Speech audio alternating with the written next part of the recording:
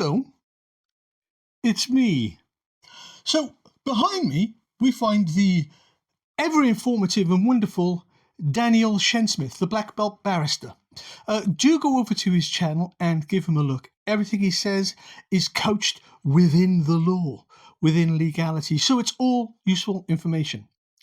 And today we're talking about the British government's reintroduction or attempted reintroduction of digital IDs. Yep, here we are again. We're right back where we started. Digital IDs. I mean, haven't they gotten the message? They keep getting criticised. They keep getting defeated on the subject of digital IDs, and yet here we are again. The digital IDs are being sold to us on a, look, life's just so much easier. All your data will be in one place. It'll be great. But the bottom line is, it won't be great. Digital systems are the Wild West. They have been ever since they were instigated.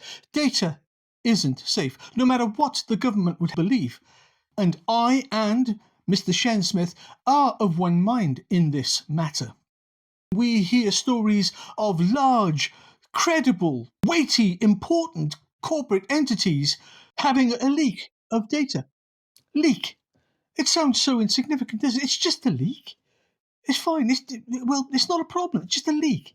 These large companies who we're giving our details to, who are actively asking for our details, actively asking us to verify and re-verify with a passport photo or a fingerprint or a picture of your aunt.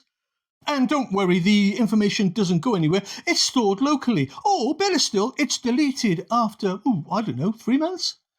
But that's still 3 months where somebody can just nip in, grab the information and nip out again. And this information is being sold left, right and centre. I daren't Google my own name for fear of what I might find. Apart from embarrassing photos from the 80s, that's probably out there. I keep my digital footprint as low as possible, under the radar. And I just think that's a sensible move. I've had to extend my footprint much further than I ever wanted to because I decided that I would do these YouTube channels. I have 4 YouTube channels currently, all revolving around interests that I have. This one, Media Mongrel, because of what's going on politically and in the media generally. I have no access required on flat screen gaming. VR Vertigo for virtual reality. There's a headset just there. And a channel on creepy and spooky things called Ectohead. And that pretty much takes up all of my time. But I wasn't happy. The amount of time I spent hovering with my finger over the touchscreen thinking, do I really want to do this? And I thought, bollocks, if you can't beat them, join them. And that's where I currently am now. Joined to this monstrosity, this digital Frankenstein that we all suckle on. And so the British government, who are so woefully informed, so grossly incompetent, are asking us once again to give over our data. And with the law on scrapping jury trials for common folk here in the UK just passing its first step. But don't worry, everybody, we can still scupper that little absurd idea. You have to ask yourself, who is this government governing for? Because it's not the British people.